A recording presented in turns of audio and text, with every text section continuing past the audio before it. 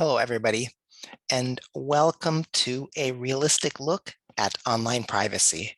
My name is Oleg Kagan, and I'm the Community Engagement Coordinator for LA County Library. All right, now for real, let's get into a realistic look at online privacy. The program will be presented by me and MakeMo librarian Martin Malelu. MakeMo stands for Maker Mobile, and Martin drives a colorful van all around LA County doing STEAM, science, technology, engineering, arts, and math programs for anyone ages 0 through 99 and above at all sorts of different locations. Today, Martin will be presenting virtually on a realistic look at online privacy. And with that, Martin is here and ready, and let's us get going. All right, thank you, Oleg. I'm going to share my screen now. It's PowerPoint. All right. All right, so like Oleg said, we're going to talk about a realistic look at online privacy. We're going to talk about what online privacy is and steps you can take to ensure your privacy meets your needs. So when you're using online services and resources like social media or navigation apps or even shopping, pretty much anything you're doing online these days, you're sharing personal information with other people and organizations. And when you're doing that, it's important to consider what you're sharing and who you're sharing it with. And you're sharing that information when you put it into a website, when you sign up for a service or make an online purchase. Pretty much anything you do on the internet, when you're connected to Wi-Fi or using data or however you're connected, if you are inputting information or looking at anything, somebody knows what's happening. And so we're going to talk about how to think about that a little bit more. So we have a couple of objectives today. We're going to talk about what online privacy is. And we're going to talk about what info do you want to protect? Like, what are your objectives? What are your personal objectives for this program? Like, what do you want to protect personally?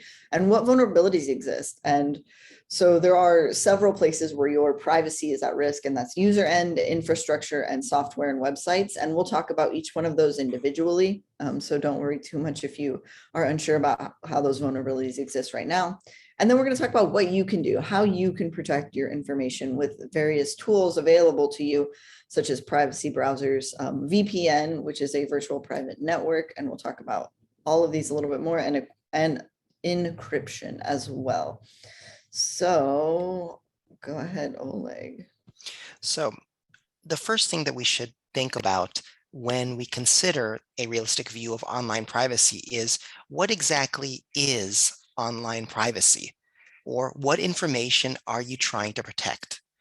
For the most part, our vulnerabilities lie in personally identifiable information. Usually we use the acronym P.I.I, and that's things like your birth date, your social security number, your bank account information, other financial information. Sometimes one would consider your address, things like that as personally identifiable information. Although I would say in that situation, addresses are so easy to find online that most people wouldn't consider that information precisely private. Most of the time, the information that people are trying to protect online, what is considered PII, would be information that puts you at risk for having somebody open a credit card in your name or cause you some other kind of long-lasting damage. Sometimes people also consider information like browsing history as something they'd like to protect. Now, there are also people who don't care, and this is part of what we're talking about today, who don't care if other people can see the websites that they're browsing, or other companies can see the websites that they're browsing. But when it comes to online privacy as a whole, browsing history is one of those pieces of information that people can be sensitive about. The other one, the other big one, I should say, and this is not an exhaustive list, but the other big one is location information. We're getting all sorts of headlines these days about location information that comes from cell phones, cell phone, various apps, or the phone itself that's sending out a signal and tracking where you're going. And sometimes you get different things that can happen to you based on that tracking information. Next slide, please.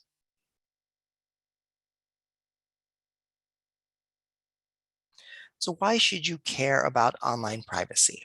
Well, there's two ways that that can break down. The first is to protect yourself from bad guys. Bad guys are scammers. They're people who are trying to create a phishing scheme to extract your personally identifiable information, people who are trying to get your passwords and get into your other websites. You also want to protect yourself from nosy neighbors, just people out in the world who may know you or be acquainted with you, who want to know more about you and in ways that you're uncomfortable with. So whatever you put online is potentially able to get into somebody else's hands. Finally, government surveillance. Now, should most people worry about this? That's up to you to decide. But when people consider online privacy, they think about ways in which authoritarian or figures of authority, I should say authoritarian, but figures of authority can find out more about them. And the web is a huge place. Your cell phone is a huge item, which stores a lot of information and can really have people that maybe you don't want to create a profile about you or find out your whereabouts. So protecting yourself is the first reason we should care about online privacy. Next slide, please.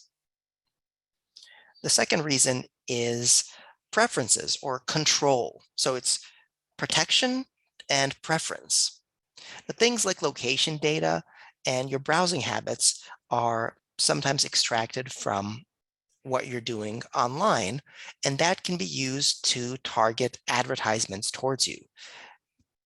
Whether this is innocuous or not is up to you. Do you care if Facebook gets your information and then uses the information it has about you to direct ads that they feel or their algorithm feels is specific to you?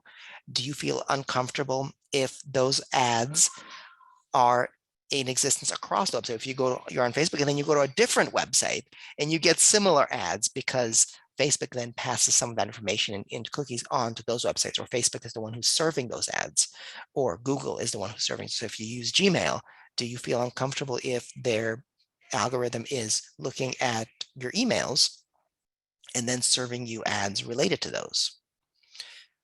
Data brokers are another entity that collects information, not necessarily, on individual people, really collects information in bulk and sells that information to essentially anyone who's interested. There was a Vice article years ago about data brokers who collected health information about people, and anyone can buy that information for as low as a couple of $100s. So when we consider why we should care about online privacy, we need to think about the various information that we put out there, and do we want anybody to be able to buy that information for a relatively small amount? That's what this program is about. Next slide, please.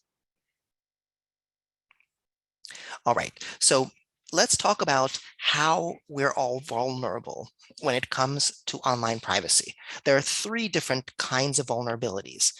The first one is the user. So on your end, on my end, here are the ways that a person can be vulnerable. The first is social engineering. Social engineering is using psychological techniques to manipulate people into giving up their personally identifiable information, or PII. An example of that would be scams like emails that come to you that want to create a relationship, or dating apps where people try to use psychological techniques to then to create a close emotional bond and then extract money from you.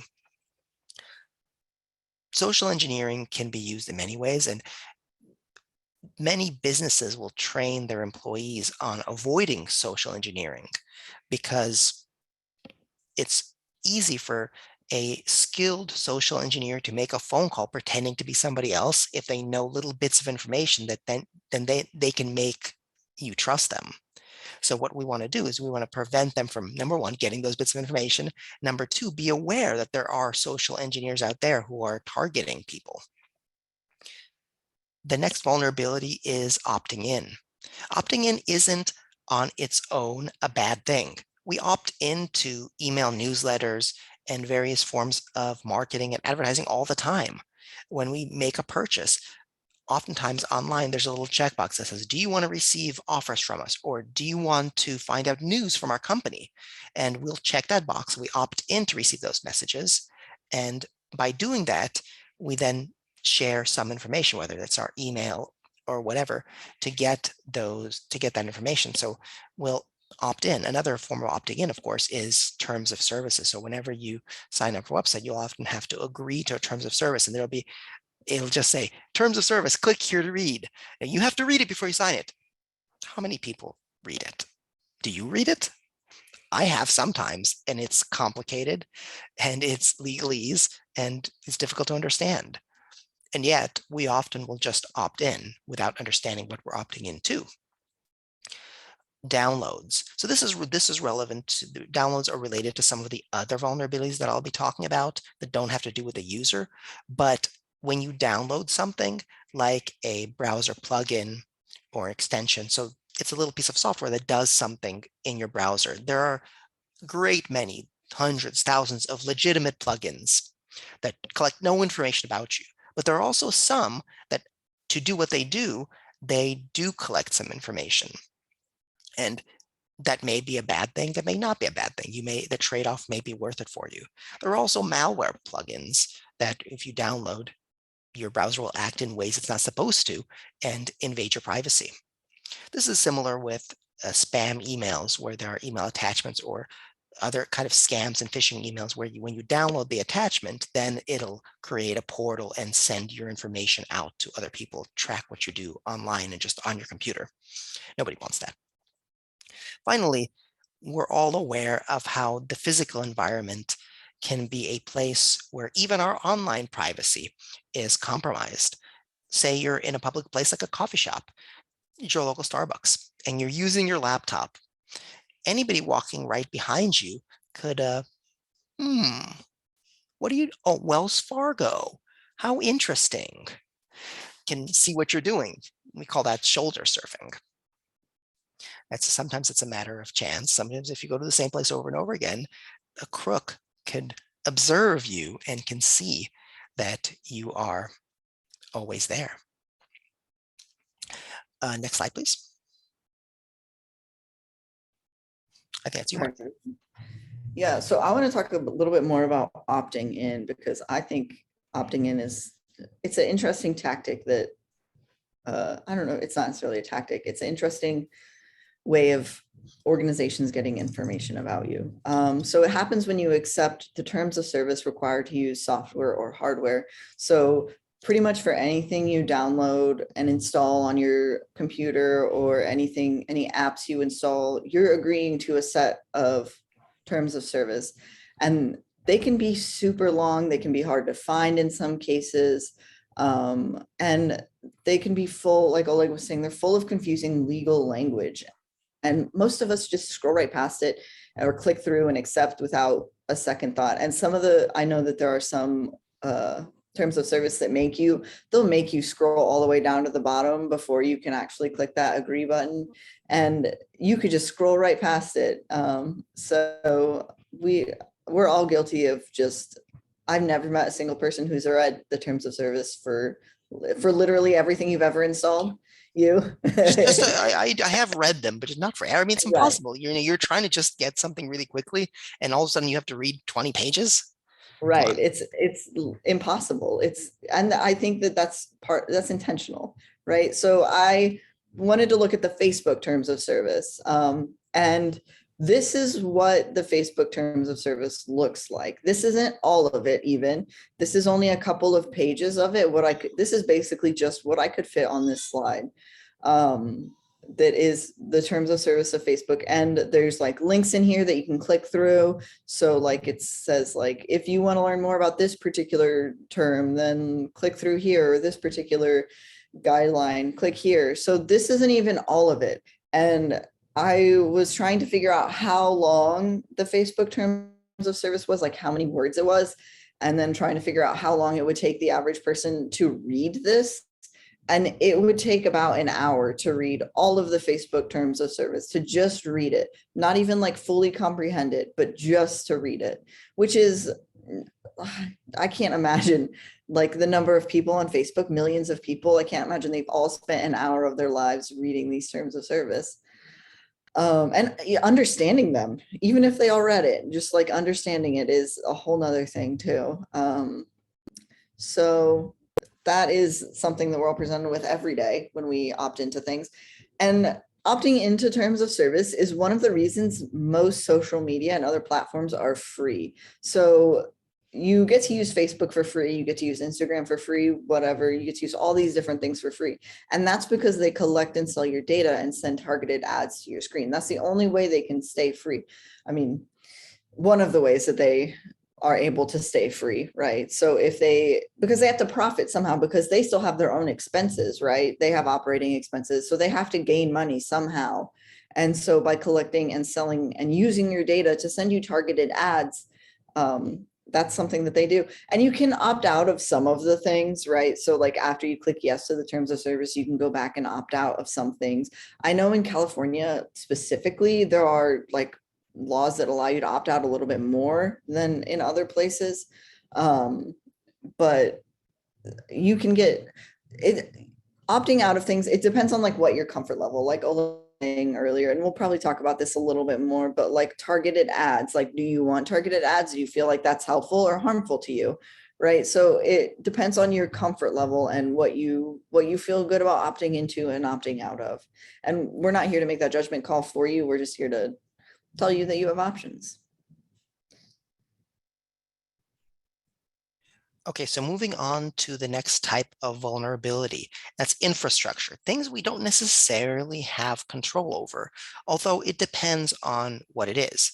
So when it comes to unsecure Wi-Fi connections, like I was mentioning, the idea of connecting from a coffee shop where the connection may or may not be secure. They usually have a password on the Wi-Fi, but it's usually right at the register.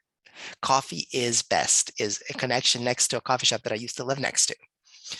So when you're using an unsecure Wi-Fi connection, you're allowing the potential of a man-in-the-middle attack where somebody will take the data that's being sent through that network and get it and use it to the detriment of all of the people using the Wi-Fi at that moment.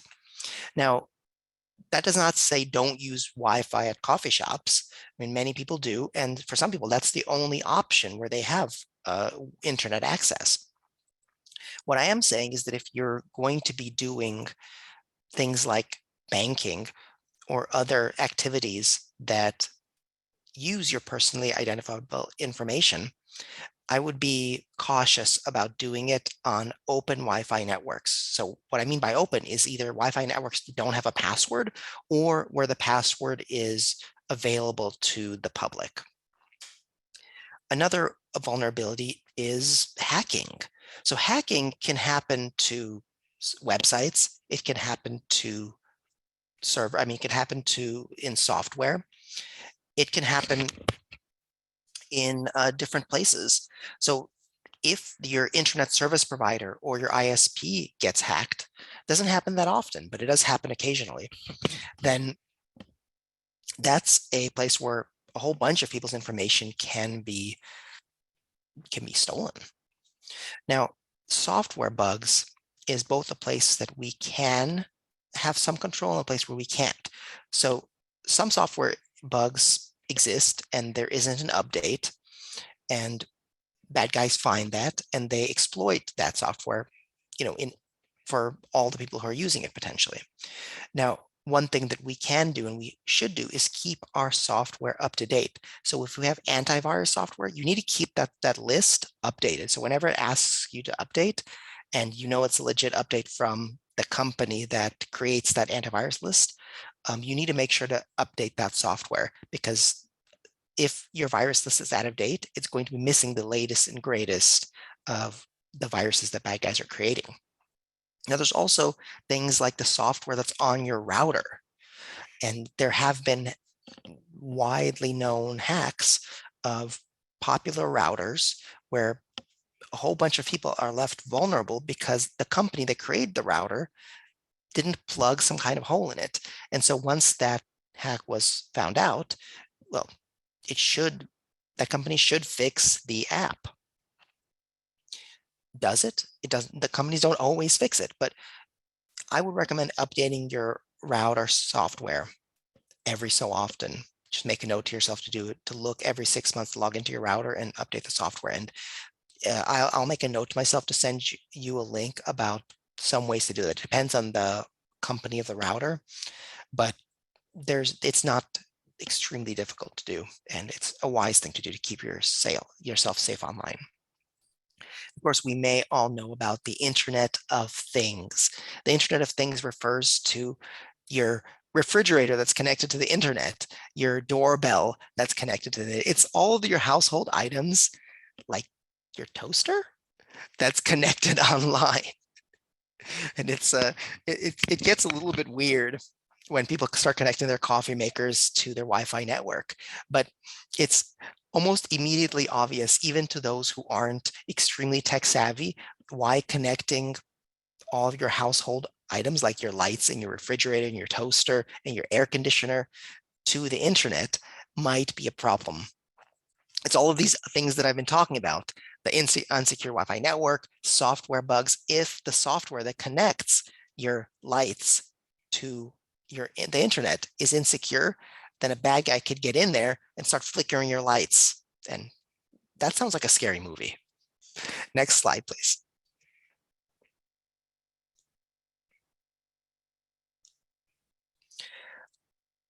So the final vulnerability type that I'm going to be talking about, and I've already talked about it a little bit, is software and websites.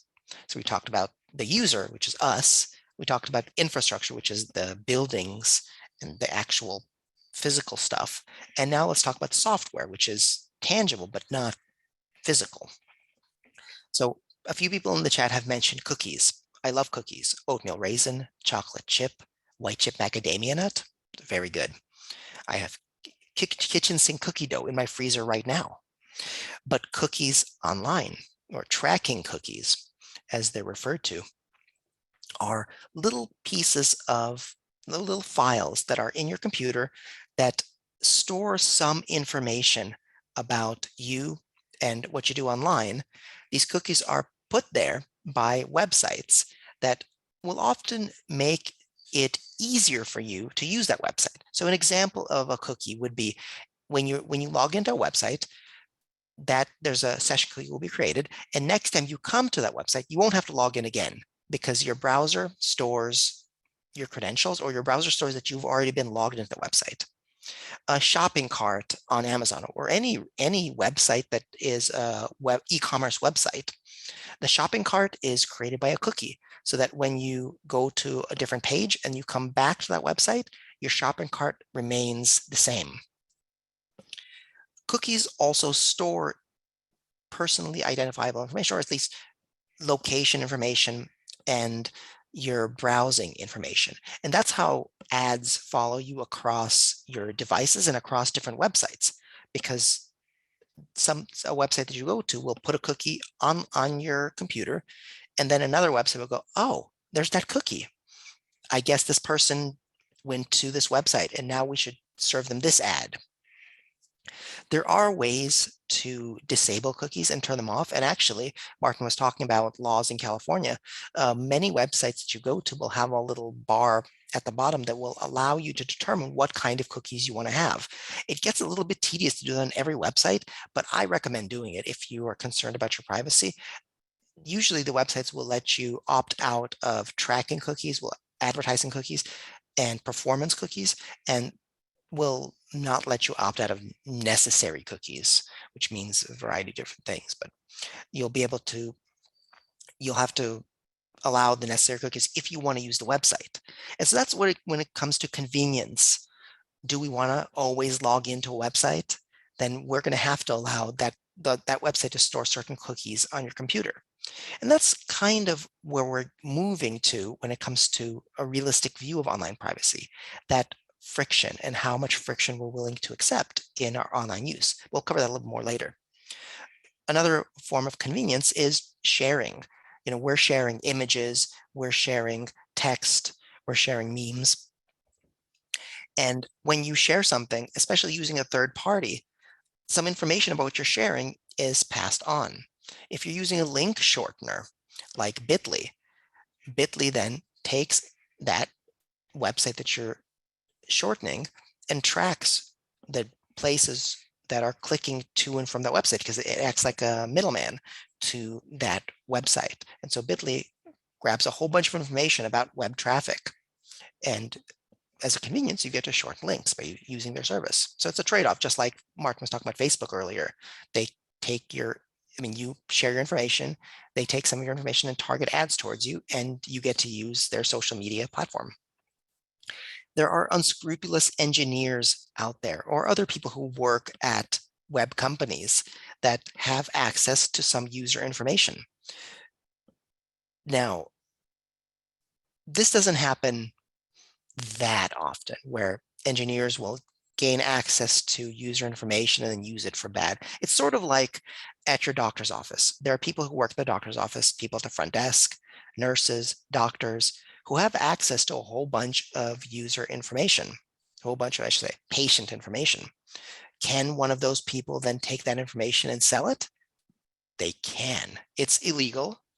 It's ethically very bad, but people have been known to do things that are illegal and ethically bad. So it's the same thing online, where you're using a website and somebody who's working for that website could theoretically grab that information. Unencrypted websites, this is also sort of pass-through traffic. So HTTPS sites or HTTP sites, sites that don't have the HTTPS, are sending information in a way that's not as secure.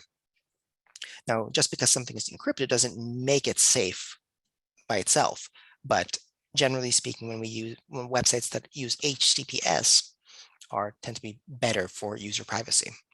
And of course, I mentioned this earlier, and I included this both in infrastructure and in software websites. That's software bugs. There are errors in code that sometimes allow people to target and steal information. Next slide. I think the next slide is mine. But I wanted to comment on some of the things you said real quick. Sure. When you're talking about like the thing for like shopping carts being remembered, it's wild that like I can like look at my phone and like put some things in a shopping cart on my phone and then go to my laptop and it'll still be in that shopping cart because I have Chrome on both of those, right? Which is part of how cookies work, right? It makes it convenient for me to like look at a thing on my phone and like put some things in my cart and then go to my laptop and where I can like explore it a little bit more and like make a decision or whatever I want to do, right? So, I mean, I think that's one benefit of allowing cookies is like I can do things like that. And also with the HTTPS, I was reading a little bit more about that. And a couple of years ago, Google stopped prioritizing websites that did not use HTTPS. And so if a website doesn't have that S, when you Google it, it won't be one of the top search results, which I thought was interesting. And so all these like big name websites, some of them like took a while to convert over. I think like even like the MIT website and like BBC, like they were not converting over for a while. And eventually they did because Google really pressured them into doing it, which I thought was interesting that Google was like very, I mean, it's good that Google was very pro this extra security measure, right? All right, so protecting your information. Let's talk about what that looks like. So the first thing you want to do is you want to consider what information you want to share and what information you want to be private. You're allowed to share whatever you want, and you can keep private whatever you want, right? That's a personal choice, what you want to share. Do you want to give Facebook your birthday? So if that's a question you're considering not only do I want to give Facebook my birthday so that Facebook, like the organization, knows when my birthday is, but do I want everyone who is able to view my Facebook profile to know what my birthday is? Because like we talked about, PII, personally identifiable information, that is a piece of that. So if the privacy settings on your Facebook profile aren't locked down, anyone could stumble upon your birthday if it's viewable on your Facebook profile. So you haven't really made that super private if it's available for everyone to see. So that's something to consider. And also even things like posting images. So if you're posting images of yourself going to the same restaurant every Friday night, right? Somebody is able to see that. And it might be a stranger, it might be somebody who has malicious intent, seeing that you're going to that same restaurant every Friday night. And so if they wanted to find you, they could just find you at that restaurant, right? Or if they wanted to rob your house, they would know you wouldn't be home. That's true. They would know you're not home. They might have some idea of how long you'd be gone, depending on when you posted that photo. So yeah, there's a lot to consider when you're posting information. It's not just, oh, I think my friends would want to see this. It's what happens if the wrong person finds this, right? Or let me jump in also, what happens if people find this information in combination with some other information they can find? So maybe just knowing somebody's birthday is pretty innocuous, but okay, let's start to create a dossier about that person. You have their name, you have their birth date. You go to another website online, you can find an address. All of a sudden, you have 3 pieces of information. Right. And go down the list. How quickly can somebody create a dossier about you with just pieces of information that, when you're sharing them in those individual places, you're like, oh, it's not a big deal. But really, putting them all together, it does end up being a big deal. Yeah, I think that is definitely, and like I even consider things like my name when I'm signing up for services and things, because like I have a pretty uncommon name, right? So I think that that's also something to consider when you're putting all of this information available for anyone to find, is what could someone do if they had all of this information, or if they were able to like scour the internet and find this information about you. So yeah, I think that it's not just Facebook or I guess it's Meta now. It's not just Meta and all these other organizations that want your information. It's other humans as well, which is a little bit scary. So you can change your settings. And that's going to be one of the best things you can do to protect yourself, is to think about what your settings are, and you can limit how much personal data a website can gather, store, and sell about you for the most part. You can change those settings. You can, like Oleg was talking about earlier, you can like change your cookie settings when you log on to any website. It's a little bit tedious to do it on every website that you ever visit, but I think that it can be worthwhile if you're interested in that kind of privacy. It is worthwhile to take those tedious steps. And you can opt out of some data sharing, but they're still going to gather some data about you, because like we were talking about earlier, they're free because they have data about you that they can do something with. And that's how they're going to stay free throughout however long they remain free. And also a lot of websites sometimes make it hard to access the settings by design, because they want to have that information about you because it's profitable. So sometimes it might take a little bit of time and a little bit of work to change the settings to better like represent your privacy preferences. But it is definitely worthwhile looking into. And if you're having troubles setting the privacy settings with how you feel comfortable, people make YouTube videos about it. There's a ton of resources available about changing privacy settings and stuff. So there's help out there if you're like on a specific website and you want to protect your data and you can't figure out how. There are places where you can find that information.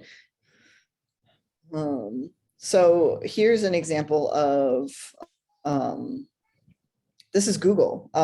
So this is Google's like very basic privacy settings. You can get way more into it.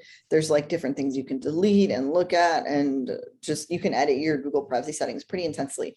But here you can see that there are some things on like web and app activity. You can pause your location history. So if you're traveling somewhere and you just want to pause it for a minute so that Google isn't tracking you just for that amount of time, you can pause it and then turn it back on later. You can also turn it all the way off. And then you also have YouTube history because YouTube is also owned by Google. So you can turn that on or off, and YouTube will stop recommending videos to you. They might have different ads for you if you turn that off. And yeah, so here we also have ad personalization, and that's off here as well. You can see the difference between on and off. They change the color of the little icon as well as make it say on or off. So ad personalization is off, and personal results in search. So Google really tries to hone in on who they think you are as a person based on what you have done in the past on their using their services and other services. So they definitely want to send you personalized ads because that'll get you to click through to their stuff, and they want to send you personal results. And you get to decide, you get to choose whether or not you want your results to be personalized to who you are. And like there are pros and cons to that. Like we've been talking about throughout this whole program, there are pros and cons. Like the pros are you get better search results that might be more tailored to what you need. But then again, you are also giving Google your information. And again, same with the ads. Like you might get an advertisement, like maybe you've been I wear a lot of watches, right? So maybe I was looking for a watch and I've been Googling different watches, right? And so then Google figures out that I'm looking for a watch and starts sending me watch advertisements. And maybe I see one that I really like, right? So that would be a helpful advertisement for me, right? So you get to choose whether or not you want that on or off, and it's totally up to you. This What is actually my Google history, and this is my page. I took a screenshot of it this morning, and this is just a small subsection of a much longer page where you get to choose all sorts of things. And I can explain why I turned off my location history, even though it's kind of neat to be able to see that, oh, 2 years ago I went here, 3 years ago I went here. And it's useful if you need to know, for example, like you forgot it, you lost a receipt. And sometimes, like, for example, when you go to IKEA, if you don't have your IKEA receipt, you can find out, they can find your transaction, but you have to tell them when you were there. So using your location Oh, history that Google saved, you can find that information out pretty easily. But I turned it off because I didn't really want my location history tracked like that.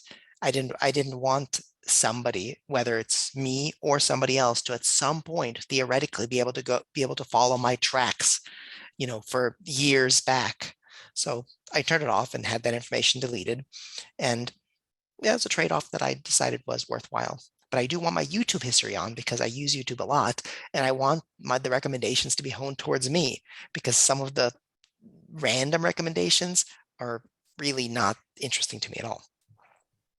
one thing that I do like about the way Google has set up their like data saving stuff is you can set it up to like clear all data after a certain time. So I think mine is actually set up to clear after 3 months. So everything after 3 months, Google just deletes, which I appreciate that, because sometimes I'll like eat at a restaurant and I'll be like, oh, well, I can't remember where that restaurant was or what it was called. And so then I can just easily go back and find it again before I forget about it, right? But So not if you went there 4 months ago. that's true. If I went there 4 months ago, who knows? It's a mystery. But, and also I think sometimes like location, because of my job, like Oleg was saying, I get to drive all over LA County. So sometimes it's cool to like be like, oh yeah, I did go there and I did drive that far that day. So it like, and that's another example, like Oleg and I have different preferences for how we want our data to be used by Google. And it's a personal preference. And then here we have Facebook's. You might have a little bit more to comment on. I don't use Yeah. Facebook. Yeah, so this is just one. So that Facebook has a few different privacy screens. This is kind of the very basic one where you just do a privacy checkup. So it gives you kind of the bigger categories of what you can, how you can share your data. So we're talking about sharing your data with the public, with your friends, with Facebook itself, all of that kind of stuff, how much data Facebook saves. And then of course you can see in this slide, the bottom square there, that kind of purple one is your ad preferences on Facebook. So if you have Facebook, I recommend clicking through to this screen and going all through it, even if you don't do it all in one sitting, to think about it, think about how you use Facebook. Now, we did have a question in the chat about whether we can go through all of the privacy settings on different websites. And the truth is there's just so many. We could do a whole program going through the privacy settings just on Facebook. So that's something that you would have to go in yourself. And I would say that even though there's a lot, it's often relatively simple to understand. And I do commend both Google and Facebook for trying to make the privacy settings easier to understand. The privacy policy can be complicated, but the privacy settings, like these kind of pages, the privacy checkup, is relatively straightforward. The only thing is that there's just so much of it that it can just, you can look at it, it can be overwhelming, it can wear you out to make all those decisions. Yeah, this one is very aesthetically pleasing. They use nice images. I know that previously Facebook, their privacy stuff, that was one of the reasons I deleted my Facebook a long time ago, because the privacy settings were so unbelievably frustrating to me. And I think that they've really stepped up their game in the past, maybe like the past decade or so, past 5 years. I don't know how Well, long it's been. they've had wins and losses when it comes to Right, privacy. right. But Definitely some big losses. yes, for sure. But I think that they've made it a little bit more clear and a little bit easier to think and look at your privacy, think about and look at your privacy settings. But I remember them being very hard to navigate. And that was one of the reasons I opted out. I was like, I don't understand this. And it's not like I would click a button and I'd be like, all right, I want all my stuff to be private. But then people would find me on Facebook and I was like, I don't know how this person found me, because I have all these things that are supposed to make my thing private. So I was not into it, but it looks like they have done a little bit better lately. So let's talk about the next thing. Mhm. This is you. Okay, so now we've talked about some things to think about. Let's talk about some pieces of software that can help you with your privacy. So we have had questions about how to turn off cookies. Turning off cookies makes using the internet very difficult because most websites that we use on a regular basis have at least some cookies that make them functional.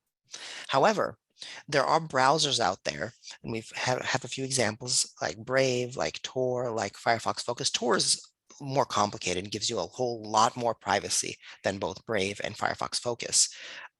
Like DuckDuckGo is another example on mobile. There's quite a few actually browsers that are concerned with privacy. So I use Vivaldi on my home computer. And what you can do with some of these browsers is that they have built-in ad blocking. They automatically block cookies. They automatically block both cookies that are, you can set them to just block all cookies, period. You can set them to block just tracking cookies. So there won't be cookies that track you where you go across the web, and you are used for a variety of different, that information used for different things. There are browsers that are so locked down that they won't save passwords for you. They won't let you use password managers. They'll be a little bit slower, but that's because, for example, the Tor Onion router is a little bit slower because it routes your internet traffic all over the place. And so the packets that you send out requesting information from a server will go through all sorts of internet pipes, and they'll take a little bit longer to get back to you. So these are just a few examples of privacy browsers. They're not end all of privacy online, but they do definitely make some things easier when it comes to protecting your information. Mhm. Oh, it was interesting. There's this image is actually of a piece of mail I received. Brave is apparently advertising by sending out mailers to people, like physical mailers for an online browser. I got this. I had to take a picture because I've never gotten an ad, a physical little rack card ad for a browser before. It didn't make me switch to Brave, but I was impressed that they were trying to get people to switch to their browser by doing this.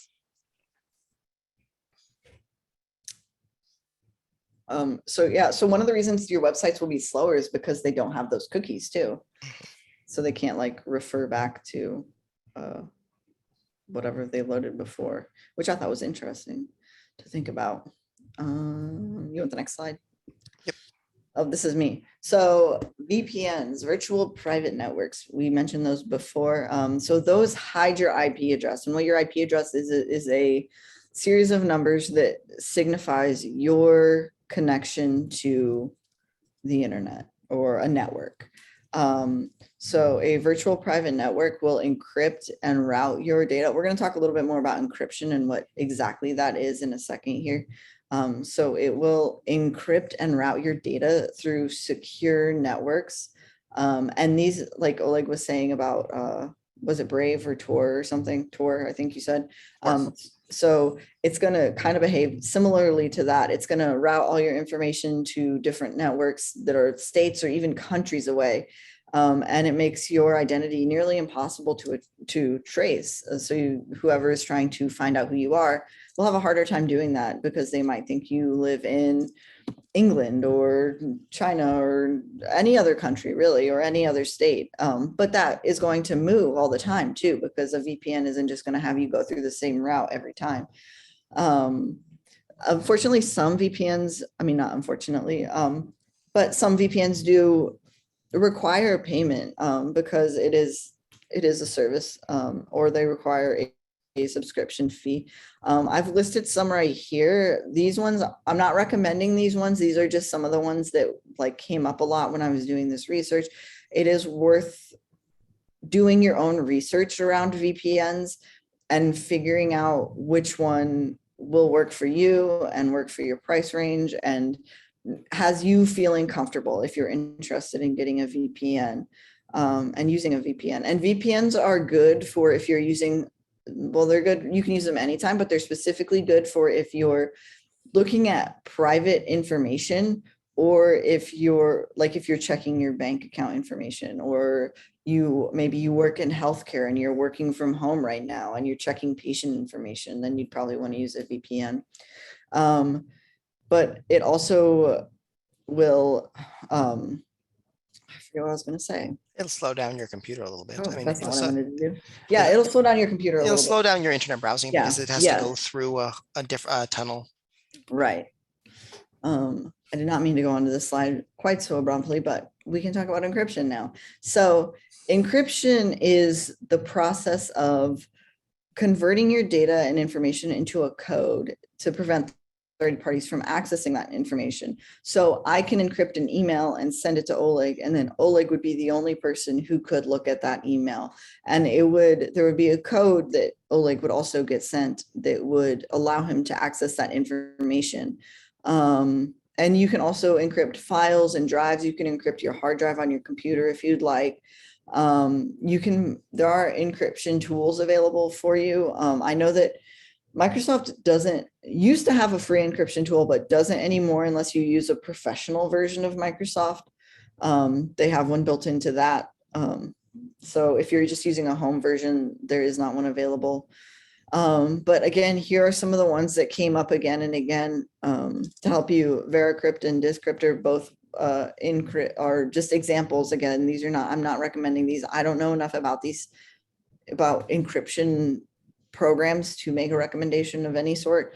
But these two kept coming up over and over, and they will help you encrypt files and drives. And then Signal is an app. I think you can also use it on a computer, but it sends encrypted text messages.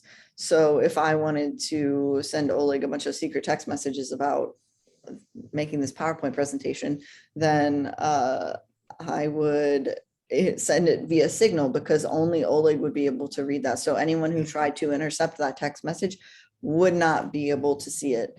Yep.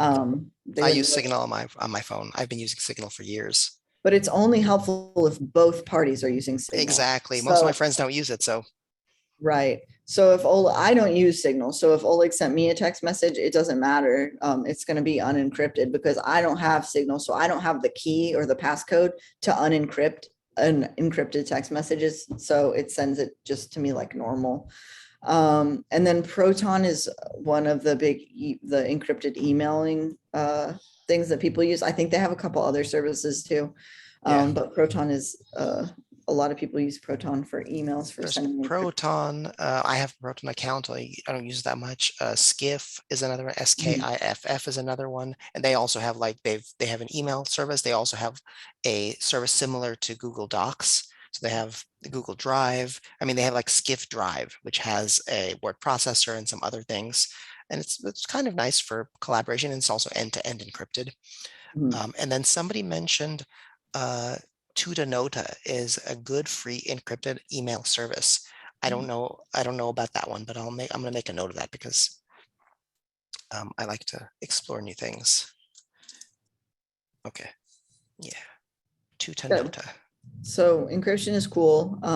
It can be helpful if you're sharing sensitive information, similar to VPNs. Um, yeah. So let's see what we're talking about next. If my thing will work. There you go. Okay, so we've talked about a lot. You might be scared. You might not be scared. You might have a devil may care attitude about privacy, and that's all fine because in the end, it really depends on what you want to protect and how much risk you're willing to take and how much convenience you'd like online. So some questions to help you take stock of online privacy and help you drive your decisions as to what you share and what apps you use are what websites and services have you already shared or where you have you are you using where you are sharing your PII? So you consider the sign up process.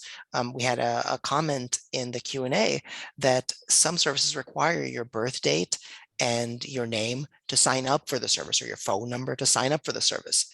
The distinction is that that information is then known by the company, but may not be shared with the general public. So that's the question that you want to consider for yourself. Are you okay with sharing this information with this company in exchange for using the service? So for many, for example, I think Skype, other messaging services on your phone will need your phone number. Mhm. Are you okay with sharing your phone number with X company in order to be able to use their service? But even now, I mean, where you are at the moment, what information have you already shared? So think about that and think about whether you still want to have that information in that service and think about what you've shared personally, what you've written on your Facebook feed. Maybe it's time to go and delete some of those things. That's the second question. What PII are you sharing with the public on social media? Even if it's not the public, even if it's only your friends, or it's in a private forum or a private group, you've got to be aware that taking a screenshot is really, really, really easy. So even if you're in a private group on Facebook, you still want to have the idea that nothing in there is truly private because any member of that group could pull a screenshot and post that screenshot anywhere online. We've talked about this a few times, and I'm going to reiterate that it's worthwhile to go into the settings and to at least take a look at the privacy policy of any app that you're using where any data is being transmitted. If you look at the settings, there may not be anything there that's going to cause you issues. But on the other hand, you might discover that this app is using information in a way you're not comfortable with. Many services make claims at being secure. We're not in a position, Martin and I are not in a position to validate those claims, but there are review sites online that do try to validate those claims. And I would recommend, if you're concerned, to do an online search about whether a piece of software or an app that you're using on your phone is actually as secure as it says. And then finally, are you taking the basic steps to secure your information? We talked about the shoulder surfers at the coffee shop. Are you aware of your physical environment? Are you aware of your online environment? And how much of your data do you actually want to save? Now, we've been talking a lot about, the scary things that people can do with your information, but I will also say this on the other side, and Mark and I have had this conversation a few times, I think, at this point, uh, where I think sometimes people are too scared about or too concerned about online privacy, because in fact, do the average person have anything to fear from the government? Does the average person have anything to fear from Google or Facebook? Probably not. But that is not to say that each individual can't have preferences. So I turned off my location history in Google because I don't want Google to have that information. I don't have my birth date on Facebook because I don't want Facebook and I don't want the public to have that information. So for each of us, we can pick and choose what we're comfortable with. But I would say, rather than being scared, just think about ways that you're comfortable with risk. Think about the convenience you want to have online and think about the information that you're comfortable sharing. And then based on that, make decisions with each individual app. The nice thing is that you can do it by each one. And with, if the company is scrupulous and will hold on to your information in a ethical way, then you don't have much to fear. Agreed. So we have some resources for you at the library. We have some books. I listed 2 books here, Privacy is Power and Social Media Survival Guide. Both are linked here. You'll be receiving this PowerPoint in an email, so you can click through to those books when you get this email, or you can write them down real quick while we're looking at the slide, and you can search our catalog. And then I have 2 LinkedIn Learning courses linked here as well, Privacy by Design and Learning Computer Security and Internet Safety. And LinkedIn Learning is an amazing resource that we have. If you haven't been using it already, it is basically, you get to take these online courses at your own pace, where you get to learn, you can learn all kinds of stuff on LinkedIn Learning. Like here, I only have these 2 privacy courses and internet safety courses, but you could learn photography, you can learn coding, you can learn how to use Microsoft Word. Basically anything you want to learn how to do, you can learn, like leadership skills. You can do management skills, all kinds of stuff. There's tons of stuff on LinkedIn Learning. It's definitely worth taking a look at, and it's absolutely free with your library card. Everything with your library card that the library offers is free, always. Library's great. I'm very pro library. Yeah, so check out those resources. And again, you'll be receiving this in an email. And we also have reference services. If you have further questions, you can talk to a librarian. And you can contact a librarian multiple ways. You can call in or you can go in person. All of our libraries are open with the exception of a few that are being renovated or worked on. But again, this is going to be sent to you. You can click through and check out your local library, or you can go to lacountylibrary.org and find our contact us page from there. Or you can, I think there's even a link that's find your local library.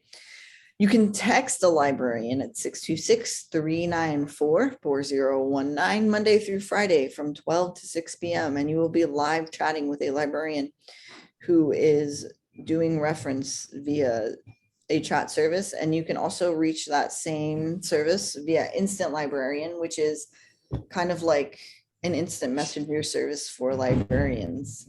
Sometimes you might talk to me if you use that service, because it's just various librarians who work for the county, for LA County Library, staffing those lines. And they're all very knowledgeable and helpful.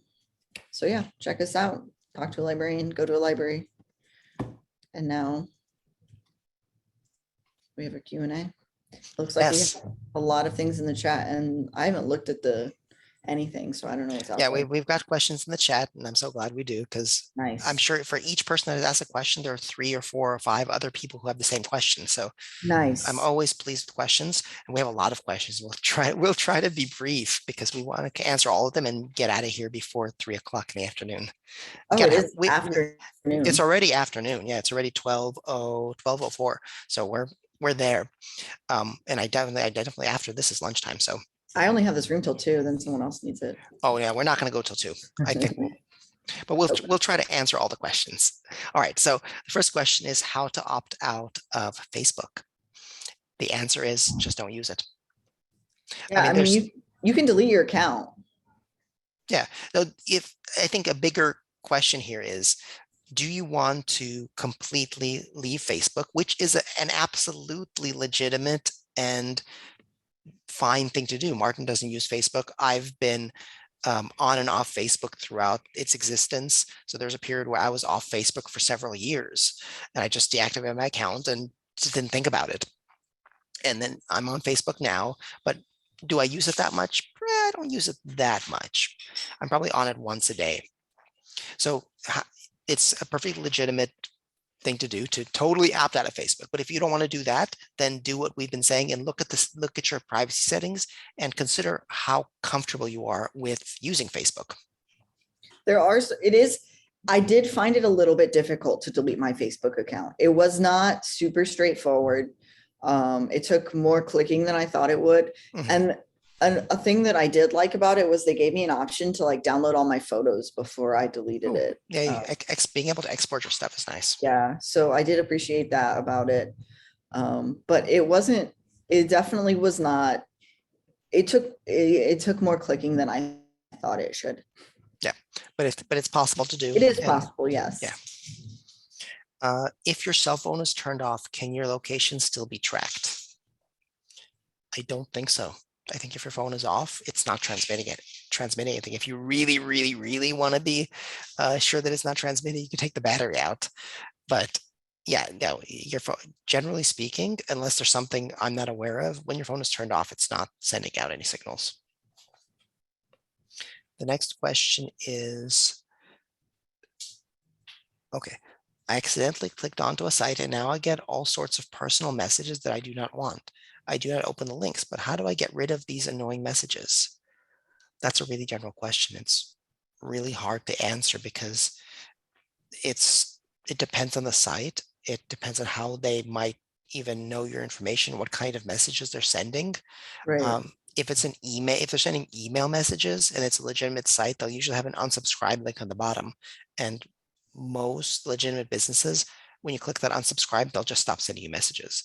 But if it's a unethical site and they don't care what people want, they just want to spam you.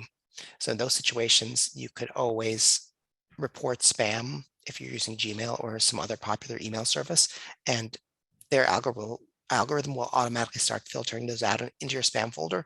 Or conversely, you could create a filter or a rule that whenever an email comes from this address, it'll just automatically put it in the trash. And if you want to learn about filters, we have a program on advanced email on our YouTube channel. And I'll send the playlist, our digital literacy playlist, in the follow-up email so you can find that advanced email program. Is Wi-Fi connection at county libraries secure? A couple of people have asked that. You want me to answer this? Yeah, if you want to. It is an open public network. So it is as secure as the Wi-Fi at your coffee shop. It is not recommend, I mean, like we were talking about earlier, it is not necessarily recommended that you do a lot of like super personal secure looking at information on public networks like the library or a coffee shop, unless you are using encryption or a VPN. But that's, I mean, like we were talking about earlier, sometimes that's the only internet you have.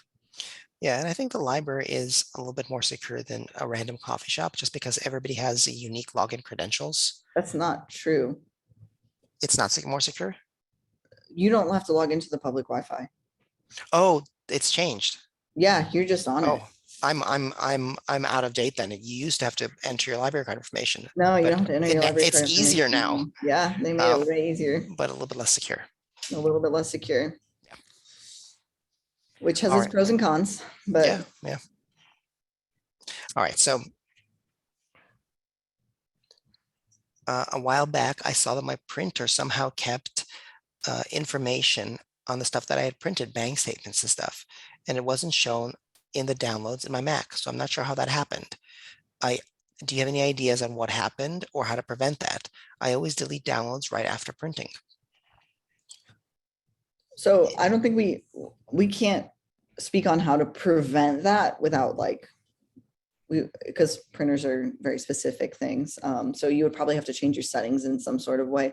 And you might have to do that on your computer, or I mean, depending on what your printer interface looks like, there's probably some settings option on your printer. If it has like a little LED screen or something, you can probably change it in there. Or there is probably in your hardware settings on your computer, you can probably change it in there as well.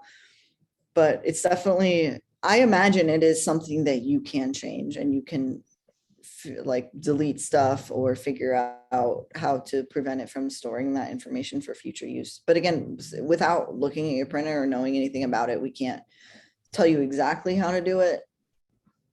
Yeah. I think it's one of those things where a company made a decision for you about your privacy without you agreeing to it. So for some software engineer, some product manager decided in that printer company to save printing history. And either, like Martin said, either on the printer itself or on a companion app on your computer, there hopefully is a setting that will let you not save that history, or let you delete it and then no longer save it. That's one of those instances where you like are opting in unknowingly, so you use a You're printer. being opted out. You're being opted in. Right, they're Yeah. opting you in and you didn't really have a choice and you didn't know Yeah. that you didn't have a choice. You didn't even know that was an option, right? Yeah. When you started printing. So, I think that would actually be called opt out, where you have the onus is on you to opt out rather than right. Yeah, whether they're asking if you want to opt in, which is not the way it should be. right. What do you think of allowing companies to save your password? It depends on, I think it depends on what company it is. As far as like using password managers, I think password managers are useful. I think they have their place. I think that it depends on how you feel about it. Personally, I think they're convenient. It's nice. I like that they can create passwords for you that are strong to prevent people from, because if you're using the same password over and over, that's a problem, right? That's not a good thing. That's not good. And most of these, I know, especially with like Google Chrome, it'll create passwords for you that are randomized, which is helpful and useful, I think.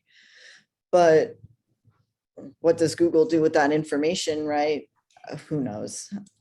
That's something that you would have to figure out through reading the privacy policy again, or the terms of service for that particular service for the Google password manager or whatever password manager you're reading or using. My phone just heard me say Google and it got excited. So it depends on what again, like this whole program we've just been talking about, what do you feel comfortable with, pretty much, and what has you feeling secure, and what do you feel okay with giving out? Mm. Yeah. Yeah, so there's different ways that your password can be saved. There are companies, websites that will save the password for you.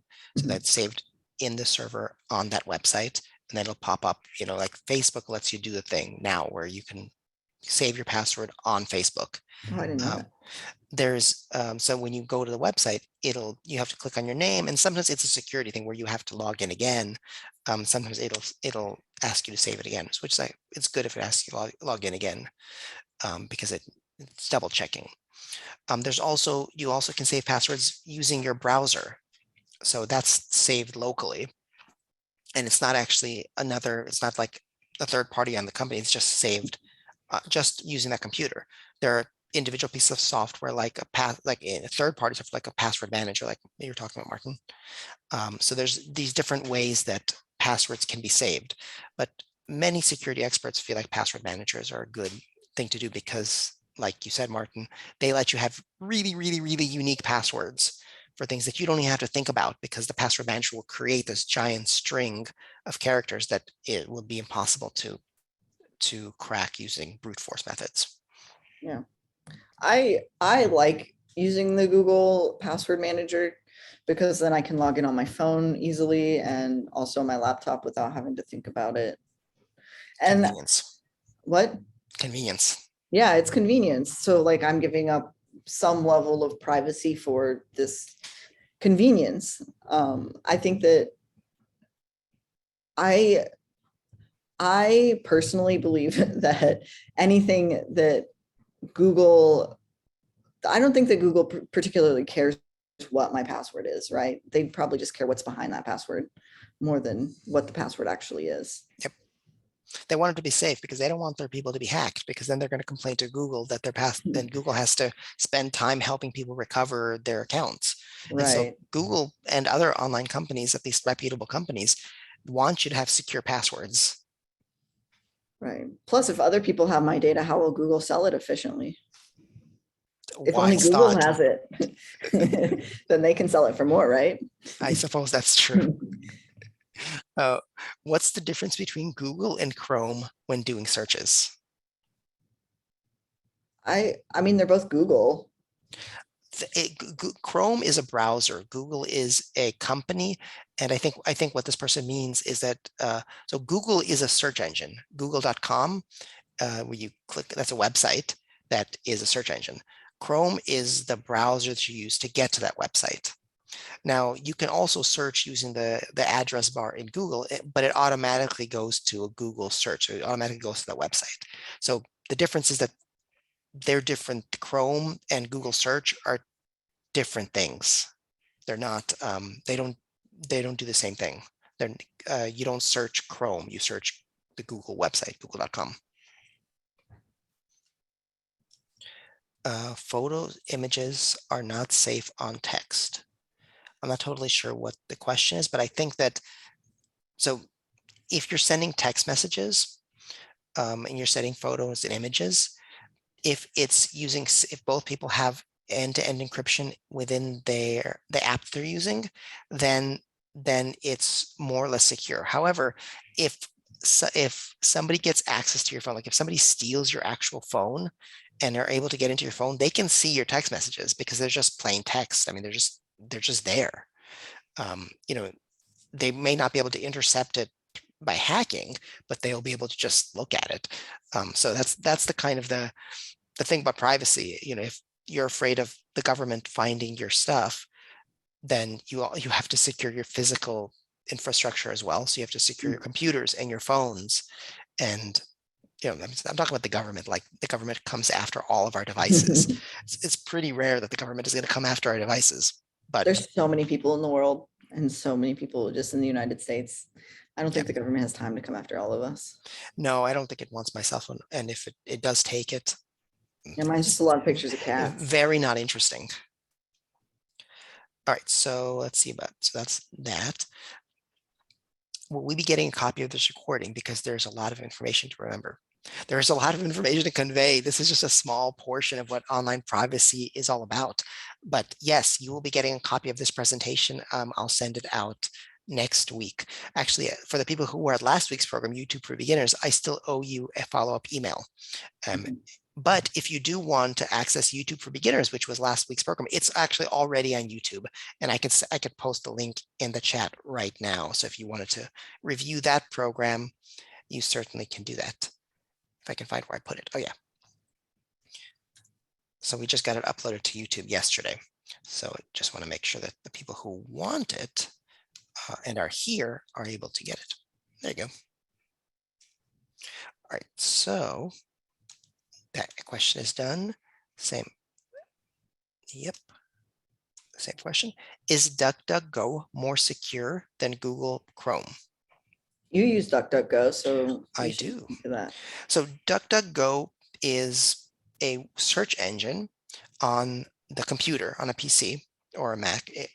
When you access using a regular computer, it's just a search engine.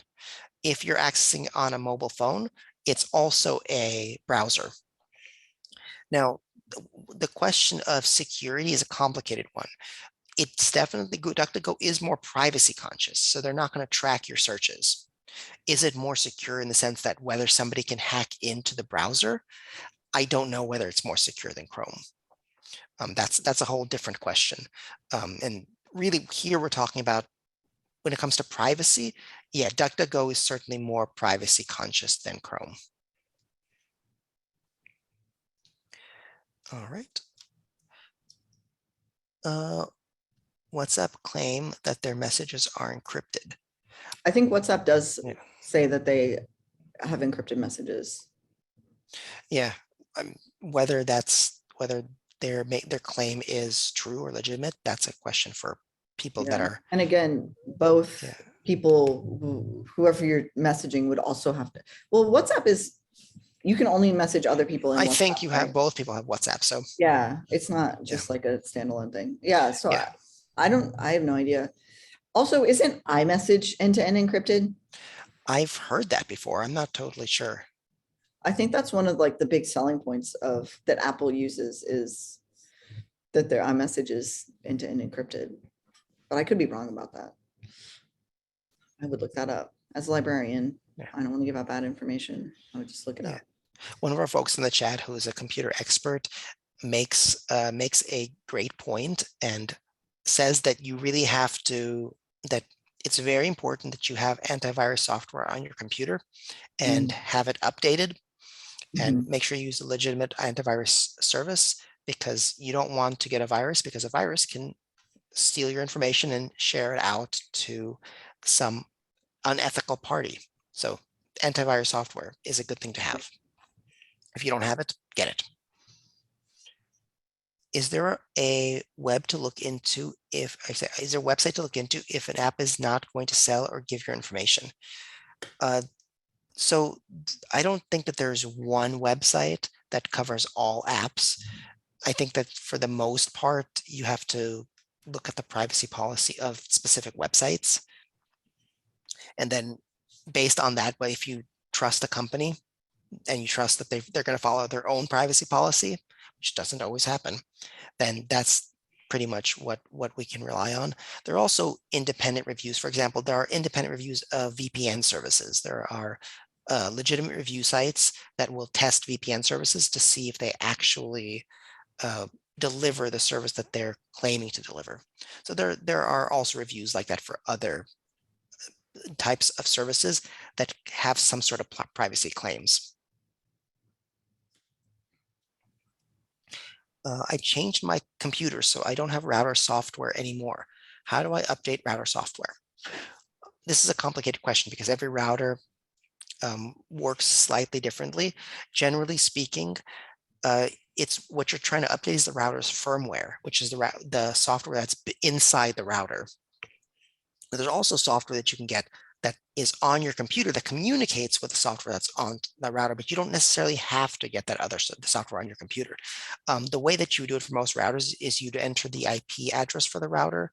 And I feel like by saying that, I've lost people already. So the best way to do that is to look at the instruction booklet of your router because it can give you step-by-step instructions for your specific router.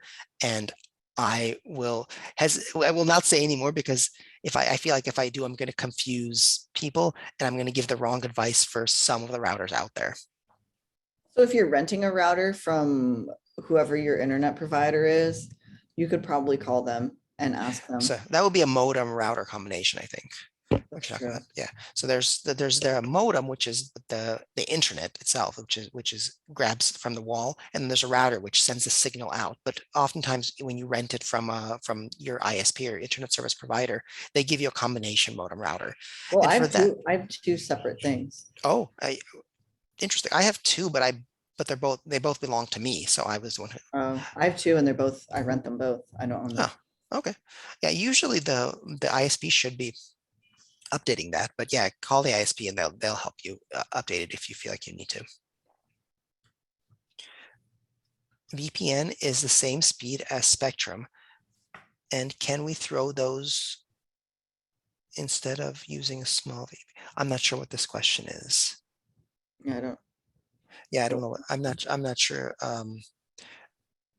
Yeah, if you could rephrase the question, the person who wrote VPN is the same speed. If you could rephrase your question, because I'm not sure what the question is.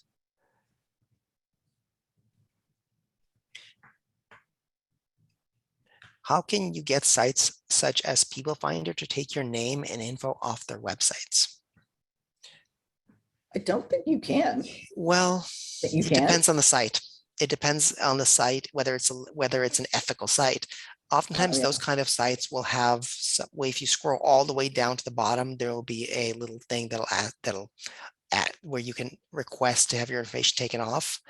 But let's be honest, doing that is like playing whack-a-mole, and you can never win whack-a-mole on the internet because there's People Finder and there's also many, many, many, many other websites that will basically have the same kind of information, and you're not going to be able to get rid of it. So for pieces of information like an address, for the most part, that's no longer considered very, very, very private information. It's too easy to find online. But if you want to get your information off a specific site and they're legitimate, that they will have a link somewhere on the site that will allow you to ask for your information to be taken down.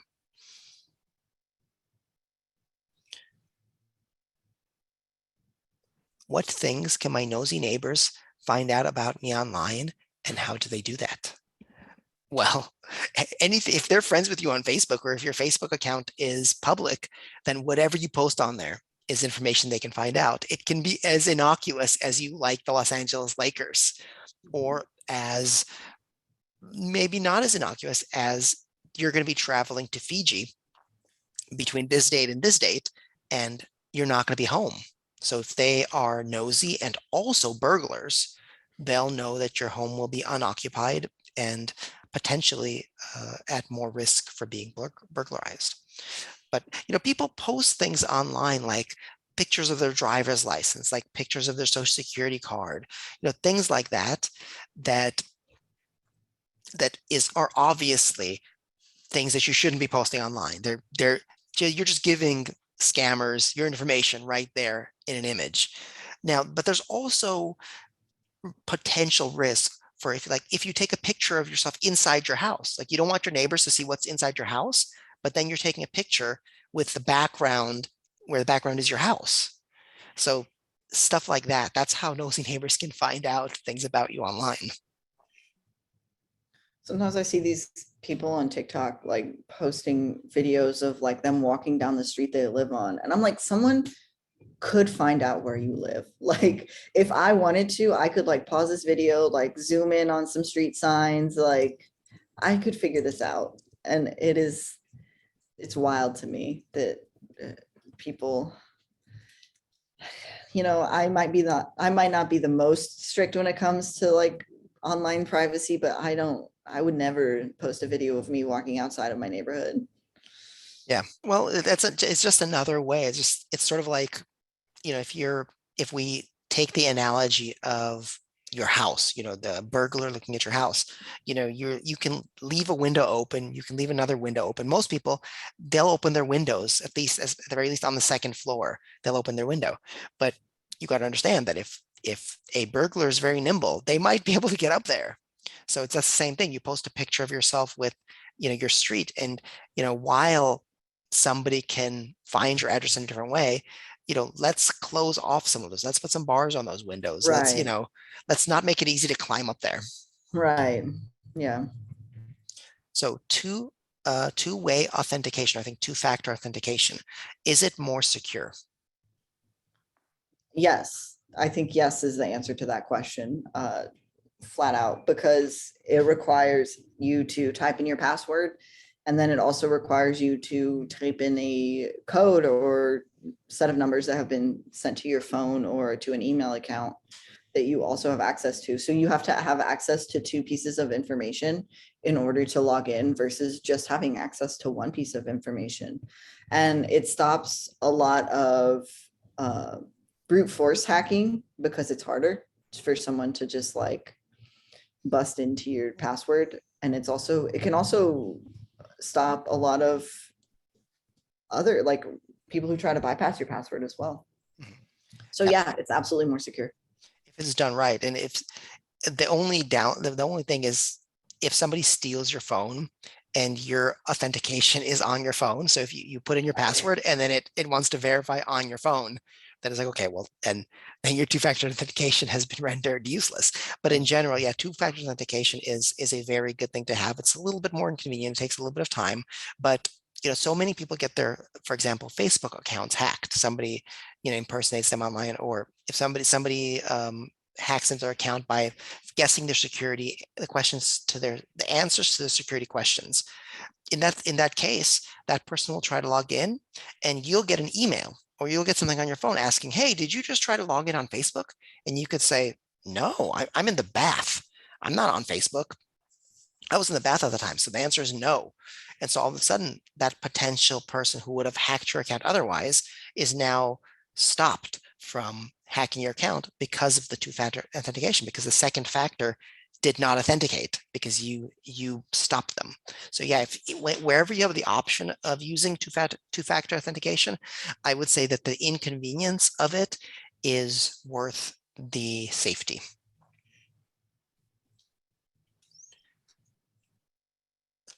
I don't want my age to show to the public on Facebook also. How to stop it? Don't put in your birth date on Facebook, and then they won't show your age. I think you can probably delete that or change the settings. Yep, to not show that not show that publicly. Now, the one thing about Facebook is that if your account is public and your friends are very excited about your birthday and know all about it, even if you don't post it, they might still post birthday messages on your Facebook account. So that gives some credence to making your Facebook account private to only your friends, because then a person who is from the outside won't be able to go on there and just see your password. That's see your birth date. All right, we're getting to the end here. Library computers are set to incognito, so the browsing history will be erased, but can you be hacked while in your email? I think, yeah, I mean, Your if email can be someone, hacked. yeah, your email can be hacked. I think that if someone has the ability to hack something, if something is hackable, there is always a risk that it will be hacked, right? So I think that that's something to think about.